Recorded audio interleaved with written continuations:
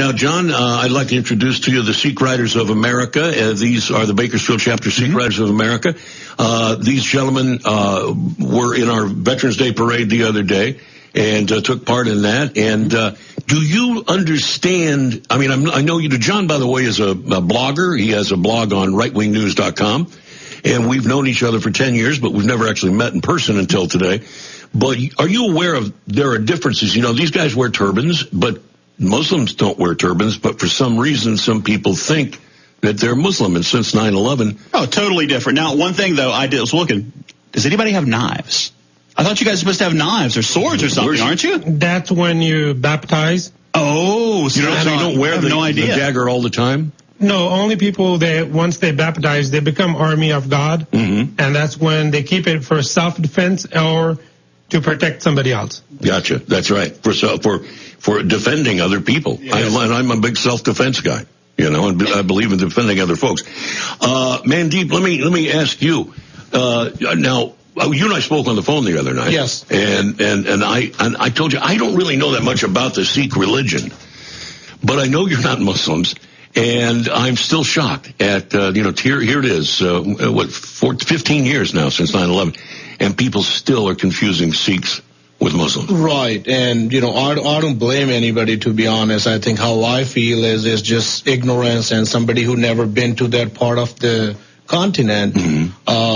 They only know what they see. That's all. Anybody who wears a turban, that's what they are. A terrorist. I think that they've probably been confused over the years. Like I mentioned earlier, what we know about the Middle East in this country, at least my generation, we learned as a kid reading Ali Baba and the 40 Thieves or watching some Disney movie or something like that. And nobody knows what the hell. They never really explain it in the books, in those child's fantasy books. Right. I mean, that's why I said, it's because of ignorance. So I don't blame everybody. I think it's a matter of educating people here and worldwide. What's the difference? If you see a Sikh, there's certain things you can always ask a person, hey, are you a Sikh? And 99.9%, if you see somebody with a turban in U.S. and Canada and France, it's going to be a Sikh. Now, what is the significance of the turban? Can you explain that to me? Yes, the turban is given by our 10th Guru. It's kind of a crown. It's our one of the religious, like we have a dagger. We have a, kada in the hand, that's with the iron. That's like handcuffed by the God. And if you do something wrong, you look at the, we have a handcuff from the God is watching you. You're not supposed to do bad things, The turban, though, is it just basic head covering as Jews wear yarmulkes? Yes, because we have long hairs. To keep your hairs neat and clean, that was the first portion. Second, if you go into the Indian history, the continent where the Sikhs began a religion about 500 years ago, most Sikhs wear turbans because in Indian culture for thousands of years, turbans were worn for pride. Kings wore them, and so when our religion started, everybody that believes in God and hardworking, and you're king in your own world. So everybody was supposed to live with the head up. So that's why we adopted the turban into our religion. I got you. And then that's also neat. In the back home, it was when there was wars with Mughal empires, when they were ruling portions of current India, then Sikhs were fighting against their injustice they were doing to humanity there. They were picking up all the young women and taking with them to their kingdoms. So Sikhs fought the wars with them. And that's when mostly everybody looked like. So when we adopted the turbans, we were different from them. I saw some History Channel stuff last night on YouTube and was amazed at the Sikh fighting force during World War II in support of Great Britain, or World War I. Was it one? Yeah, I think it was World War I. They supported both World War I and World War II. Yeah. Yes. And fighting against the Nazis in World War II. Yeah. And I swear to God, I think we're fighting against the Nazis today with ISIS. Yes. What do you guys think? When you see what we're dealing with now, you see France. When you saw what happened in France the other day, what runs through your mind? My mind is always, first thing is come up is, because we are a minority and the way we dress, the first thing I get worried about it. Because people are going to think, you know, when you have something going bad in the country, somebody attacked the country, there is a nature, the people are going to try to find those people and attack on them. Right. But they couldn't find them because those people are scared and they don't wear turbans anywhere else in the world. No. And the only person they're going to see in the world is Sikh, because Sikh have nothing to hide. And why would we scare and not wear turbans? We wear because of the pride and hardworking and honest people. Everybody knows us, so we wear the turban. Hardworking and honest. Tell me if I'm right or wrong. One of the many differences, obviously, between Sikhs and Muslims is you'll never find a Sikh on welfare. Yes. Am I right? Yeah. That's true. Sikh, and you don't find them in welfare. Even if you go in India where we originated, you will never find a Sikh with a beard and the turban begging. You find a lot of beggars in India, but you won't find a single Sikh as a beggar anywhere. They work hard. They believe in sharing. That's why we have gurdwaras in every city, and there is a free food 24/7 kitchen there. Anybody You can take care of people. You Yes. offer charity. Yes. But you're not going to accept charity yourself. If you know, that's the sharing it comes from where God has teach to earn your living by hard working, sharing your wealth with the needy, so you live in the society that is equally good as you are. I think that's awesome. Yeah. Because when I look now at what's happening in Europe and what has been happening with the migration of the Muslims into Europe through Turkey, from the Middle East through Turkey into Europe, it's almost as if it's a deliberate attempt to break the backs of the economies of the European countries through some sort of a Cloward Piven style welfare state overhaul, where they come in and just literally bring down the economies of these countries. The difference is, I think you guys, you're out there, you're working, you've got jobs, you have careers. I look at these Sikhs that come here from India, or Indians in general that come here and end up clawing their way up from the bottom to owning a liquor store, owning a laundromat, owning a business, and running a business. Look at some of the top business people, and I don't know that a lot of people in Bakersfield know this. The top business people in this town are named Singh. Am I right? Yes, very right. Very By the way, are all your guys' last name Singh? Yes.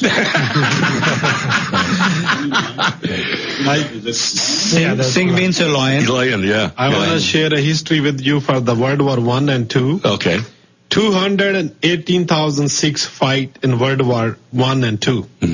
And 109,000 Sikhs give their lives in World War I and II. That's right. And our population in India, Sikhs are 1.75, not even 2%. Wow. And imagine how much sacrifice we did in World War I and II. Fighting for And we fight freedom. for humanity because we didn't fight for our country. Until today, Sikhs has no country. We all over in the world.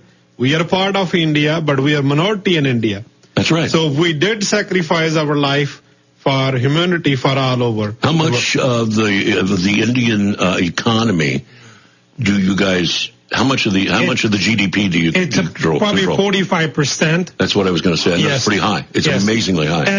And the one thing I want your listeners to know, that Sikhs been in the United States since 1899. That's when first Sikhs moved into United States and Canada. They came in the British Army. There was British Indian Army. They came over and then they chose to stay here. And the first worship in Sikh temple was built in 1911 in Stockton, California. It still exists there. That's the oldest worship center that we have in the country. Amazing. Sikhs works in the railroad along with the Chinese labor, but because there were not many in the numbers, so they're not mentioned in the history, you know. Good. And since then, Sikhs have worked in every field. They're farmers, they're truckers, they're businessmen, they're doctors. So every field you find a Sikh. But the one thing you always got to learn, that we believe in working hard. So if the field doesn't matter, we're still going to work hard in whichever field we're working in. You're going to bust your butt, and that's what makes America great. Yes. And the Sikh community helps contribute to that.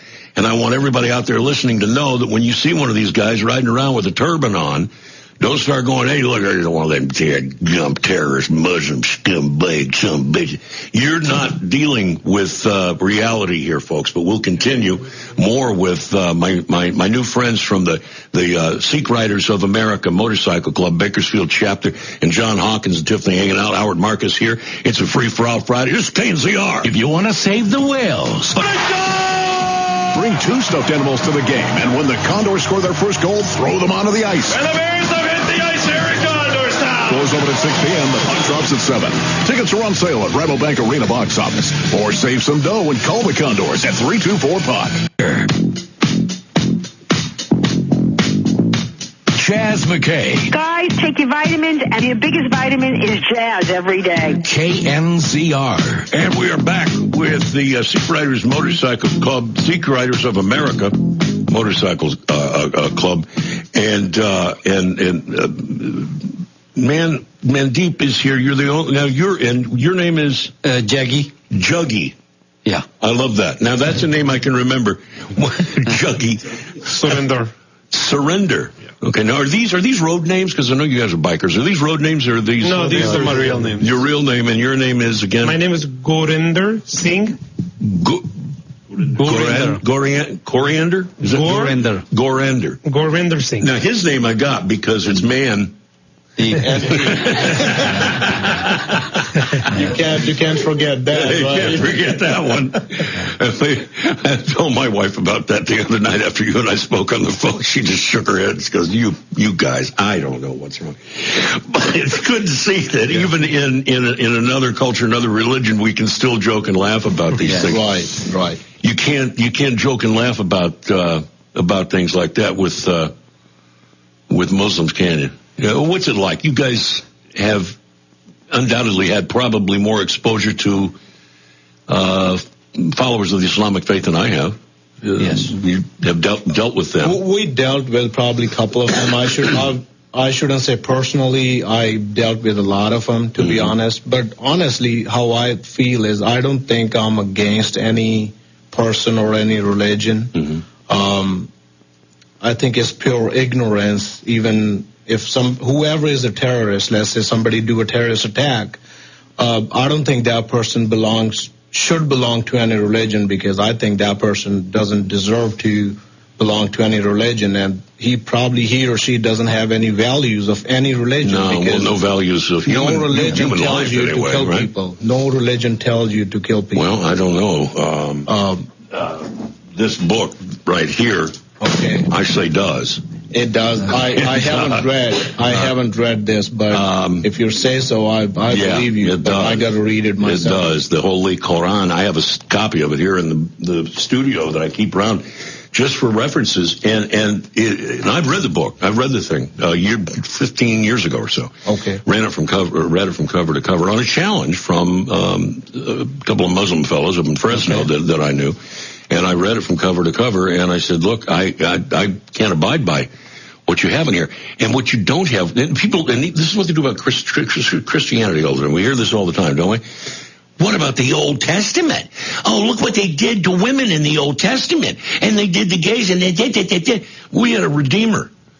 When Jesus Christ came along, and the Old Testament has got some beautiful passages. But really, my lessons that at least, and I'm not a good Christian, guys. I'll tell you, I don't go to church like I should or any of that. But I pray all the time. I pray a lot. I have a personal relationship with God in my own way. And I look at what Jesus Christ brought us as Christians, this amazing reformation or of the faith, and really formed it for us. And I don't see that in the Quran. And I know you guys, from what I know about you, what I know about the religion, the Sikh religion, you guys you're men of peace. You will defend yourself. Yes. You will defend your families and your friends. Yes. And that's a noble thing. Right. But it is a religion of peace. And your religion, correct me if I'm wrong, accepts you know, we don't care as long as you have morals, as long as you're a good, solid person and do good things, you accept people of other faiths. And that's why I think it's really hard for us to even think that somebody can just, because you're a different religion, somebody can kill you or do something bad to you or your family. So being a Sikh, for me, it's very hard to even understand how a religion or a person can do something like that, because my religion tells don't just do good and hard work, share with needy, and always do good stuff. And I want to add on this. There's our religion, our holy book is all about, it's like a university of knowledge. Mm-hmm. And all that knowledge is how to be a good human being, live your life with respect and give respect to others, how to raise your family, how to work hard.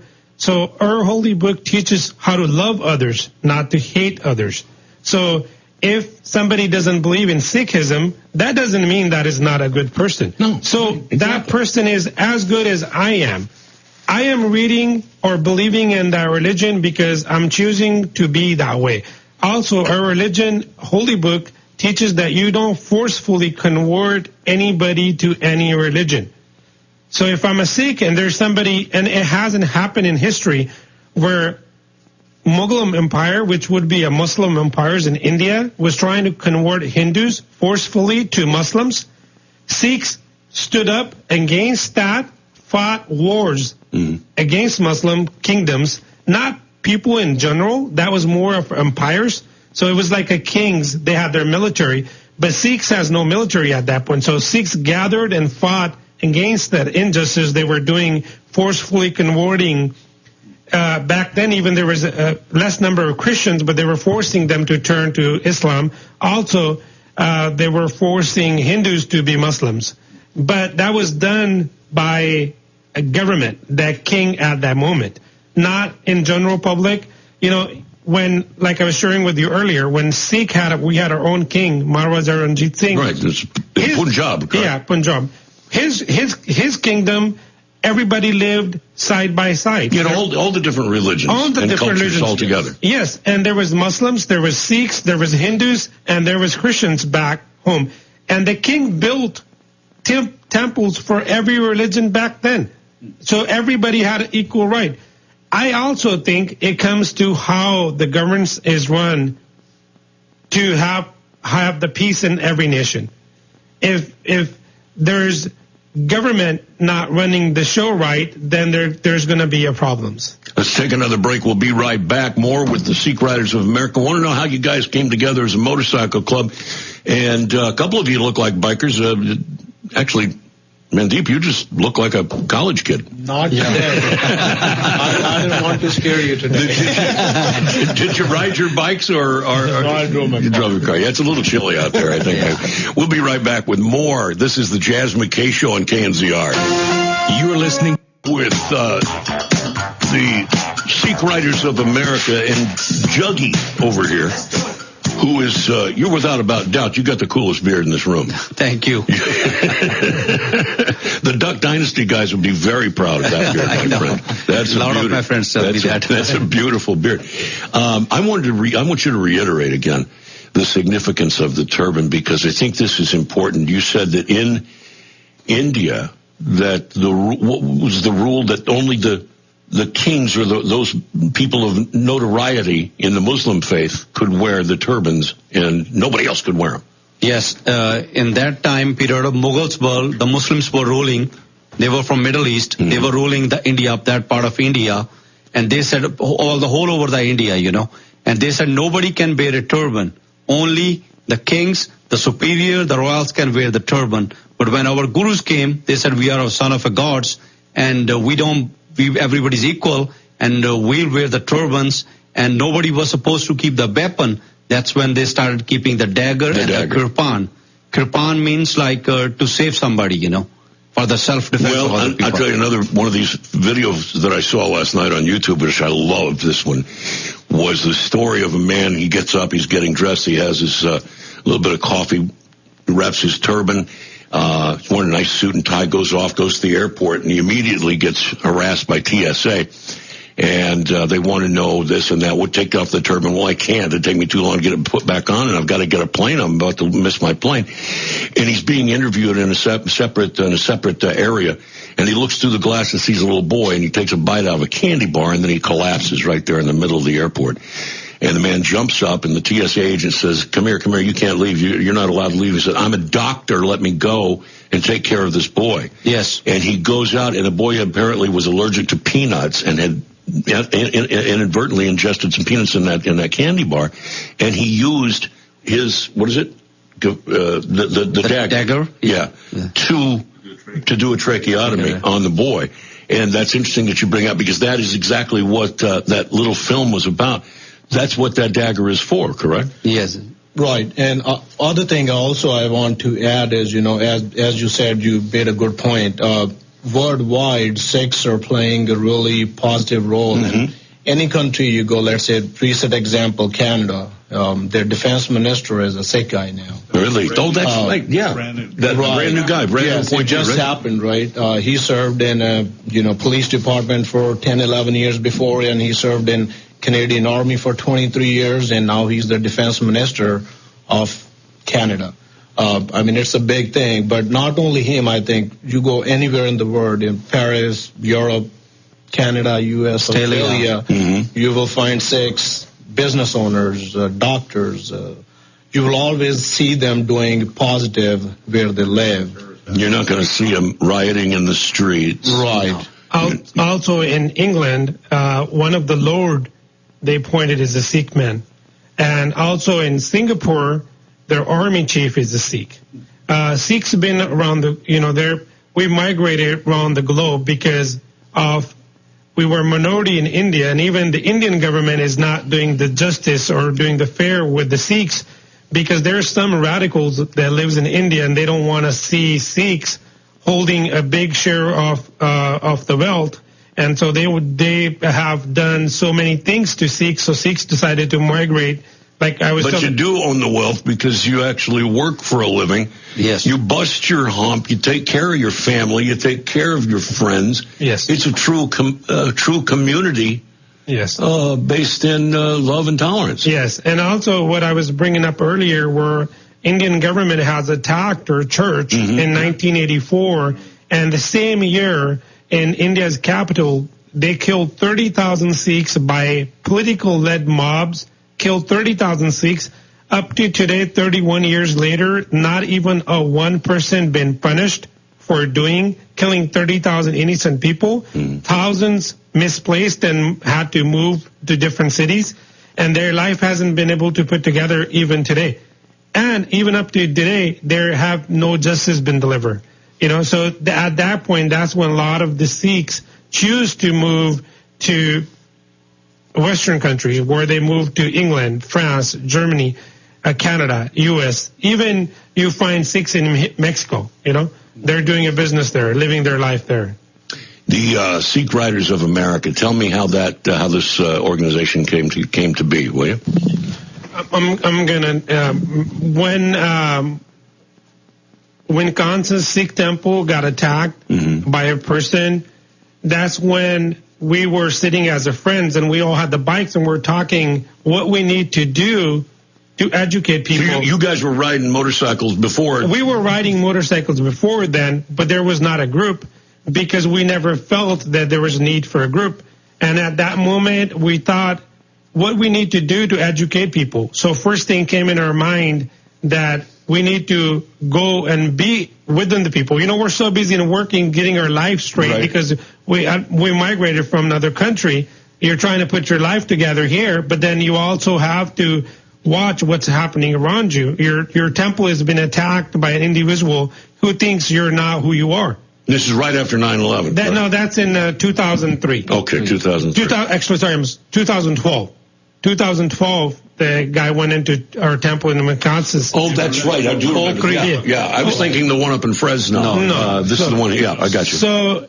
So after that, we said we need to be part of our community. We need to let the community know we're as American as you are. We live the American dream that everybody else wants to live.